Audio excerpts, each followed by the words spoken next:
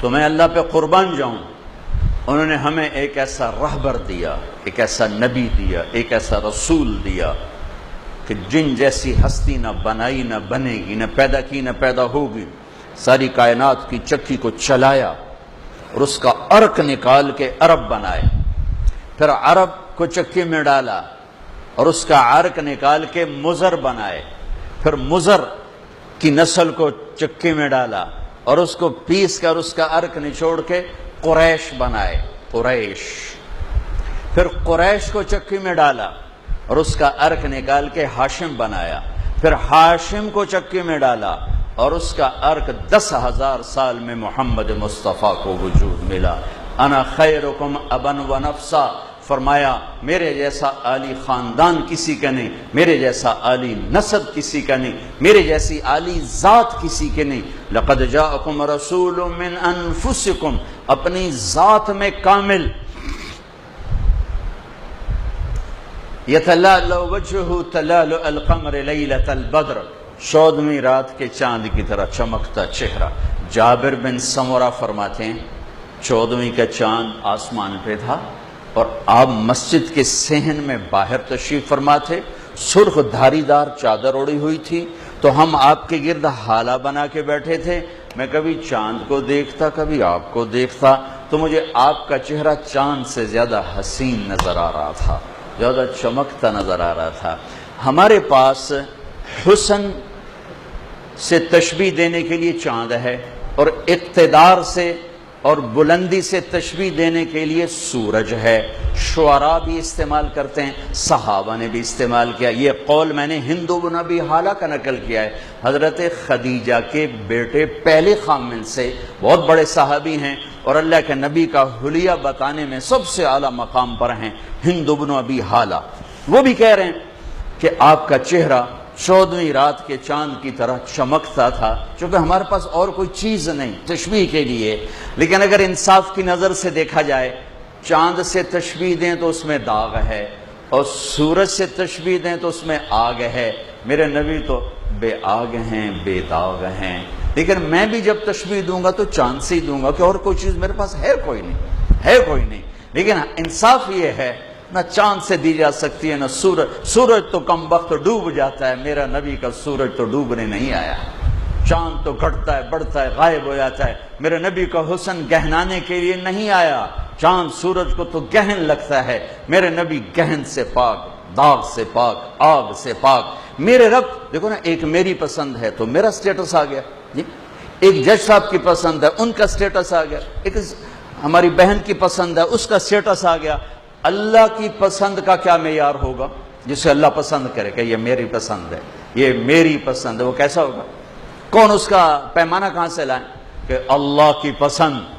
14ویں رات کے چاند کی طرح چمکتا چہرہ، واسع الجبین، ماتھا کشادہ، ازج الحواجب، بھمیں بڑی گول خوبصورت، من غیر قرن، یہاں بال نہیں، عظیم الہامہ، سر بڑا، رجل الشار، بال گھنگریالے، ان فرقت عقیقتہ فرق و الا فلا عقیقہ، عقیصہ دو لفظ ہے، مانگ کبھی نکالتے تھے کبھی نہیں نکالتے تھے، یجاوز شعرہ شحمت اذنیہ، بال کان کی لو تک، یہاں تک کان کی لو تک، اقنى العرنین، ناک آگے سے باریک باریک، اور لہو نور یعلوہ، یہاں ایک نور جگمگ کرتا تھا، آنکھیں ادعج، آنکھیں اشکل، آنکھیں انجل، آنکھیں ابرج، آنکھیں اہدب، آنکھیں احور، آنکھیں اقحل، یہ سب میرے نبی کی آنکھوں کی خوبصورتی کے الفاظ ہیں۔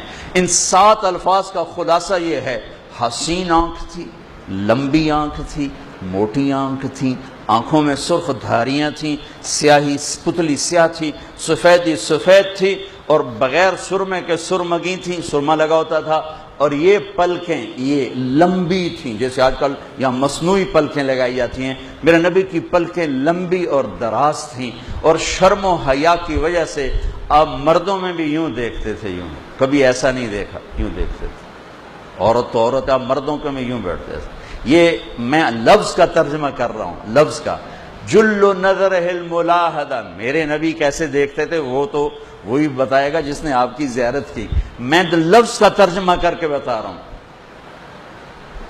کبھی کبھی ایسے دیکھتے تھے، کبھی کبھی جب آپ ایسے دیکھتے پھر تمام صحابہ ایسے ہوتے تھے، کوئی آپ کو دیکھ نہیں سکتا تھا، آنکھوں میں سورج کی چمک، چاند کا حسن، کلیوں کی مسکراہٹ۔ صرف 2 آدمی آپ کو دیکھ سکتے تھے، صرف 2 آدمی، ایک ابو بکر اور ایک عمر، بس، اور کوئی آپ کو نہیں دیکھ سکتا تھا۔ وہ آپ کو دیکھ کے مسکراتے، آپ ان کو دیکھ کر مسکراتے تھے۔ ذیلی الفم، ہونٹ بڑے خوبصورت چوڑائی میں، اشنب، براق الثنایا، دانت بڑے خوبصورت، اتنے چمکدار کہ جب آپ ہنستے تھے تو دانتوں سے نور نکلتا دکھائی دیتا تھا، جیسے یہ مصنوعی نہیں دکھاتے یہ ٹوتھ پیسٹ والے، دانتوں سے نور نکلتا دکھائی دیتا تھا۔ یہ دانت جڑے ہوئے نہیں تھے، تھوڑا سا خلا تھا، اس میں تھوڑا سا خلا تھا، مفلج الثنایا، یہ تھوڑا سا یہاں خلا تھا۔ کث اللحیہ، داڑھی گھنی تھی، نیم گھنگریالی تھی، داڑھی اور سر میں 20 سفید بال تھے۔ سہل الخدین، یہ گال نہ ابھرے نہ پچکے، یوں گولائی میں، پچکے ہوئے کمزوری، ابھرے ہوئے چربی، دونوں میں حسن ماند پڑ جاتا ہے۔ گولائی میں، ایسے گولائی میں آپ کے گال مبارک تھے۔ کأن جید دمیۃ فی صفاء الفضہ، اور آپ کی گردن سراہی دار لمبی، جیسے مورتی کی لمبی گردن بنائی جائے ایسے آپ کی گردن لمبی سراہی دار آپ کی گردن تھی۔ سوا البطن والصدر، سینہ اور پیٹ برابر۔ سبط القصد، سیدھا قد۔ طویل الزندین، لمبے بازو۔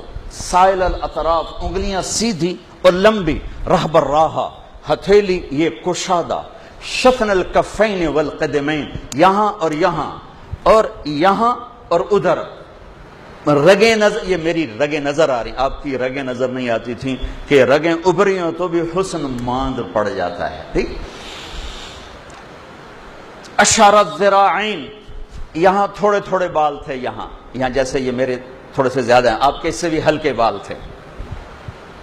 دقیق المسربہ، سارے جسم پر کوئی بال نہیں تھے، یہ چھاتی کے درمیان یہاں سے ایک باریک دھاگے کی طرح بالوں کا ایک لکیر جاتی تھی جو ناف پہ جا کے ختم ہو جاتی تھی۔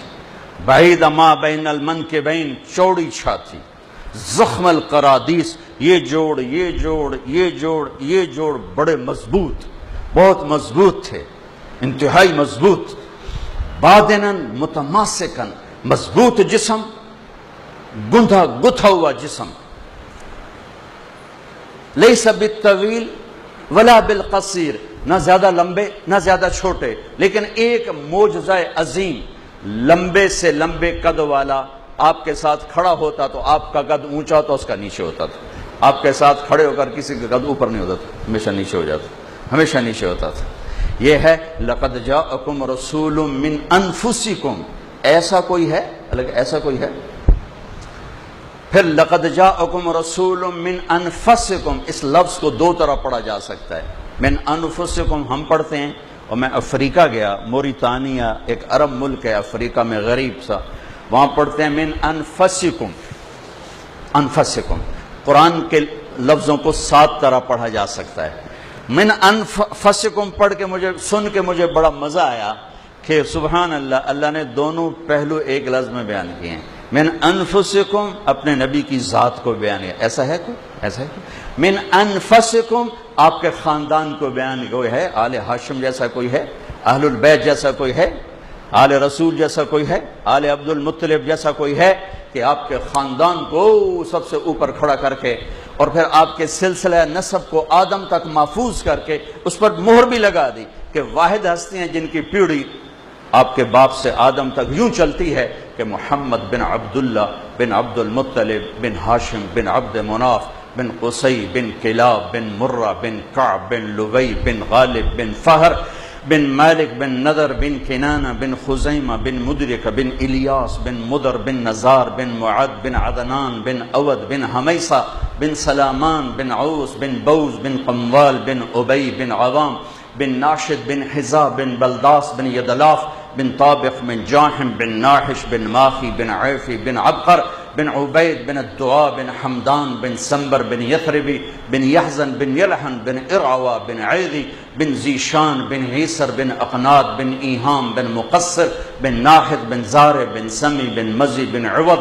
بن عرام بن قيدار بن إسماعيل بن إبراهيم بن آذر بن ناحور بن سروج بن رعو بن فائق بن عابر بن أرفخشاد بن سام بن نوح بن لامك بن متوشال بن إدريس بن يرد بن ملهلئيل بن كنان بن آنوش بن شيس وبن آدم عليه الصلاة والسلام.